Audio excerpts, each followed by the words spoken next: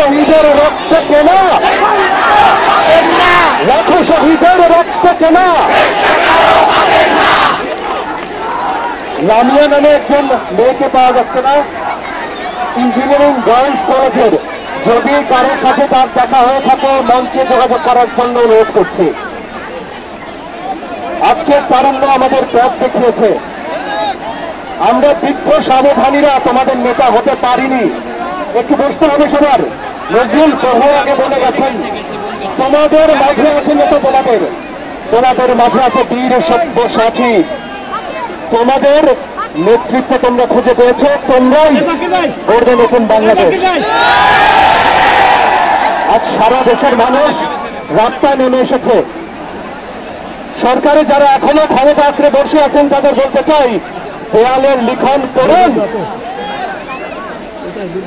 এইভাবে আর মানুষকে দাবিয়ে রাখতে পারবেন না। আরো গুলি চালালেও কোনো লাভ নেই। আজকে সারা ঢাকায় যেসব জায়গায় বেশি গুলি চলেছে সেখানে আরো শত গুণে আমার ভাইয়েরা আমার বোনেরা নেমে এসেছে। আমরা নেমে আসতেই থাকবো। উহারা কজন, তোরা অবদান সকল শক্তিধারী। লড়াইয়ে জয় অবধারিত।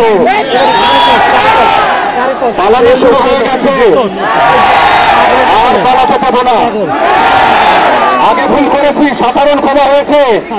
191 জন পাকিস্তান চলে গিয়েছে, আর ছাড়া হবে না।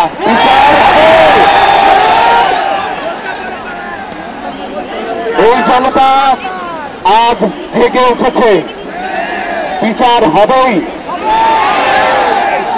আজকে আপনারা বলছেন আলোচনার পথ খোলা।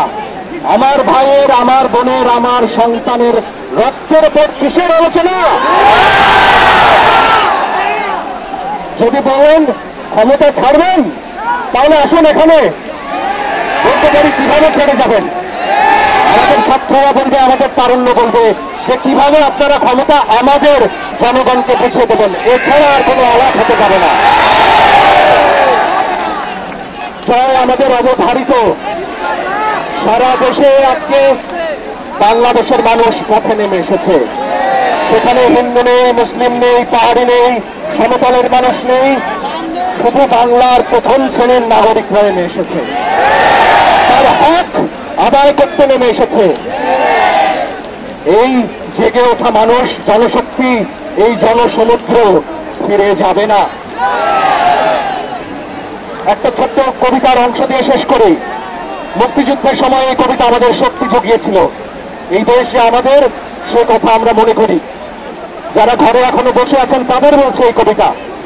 ঘরে বসে অনেক মানুষ রাতে ঘুমোতে পারেন না, কষ্ট পান, কিন্তু কোনো এক অজ্ঞাত কারণে, অজ্ঞাত ভয়ে এখনো ঘরে বেরিয়ে আসুন। কারণ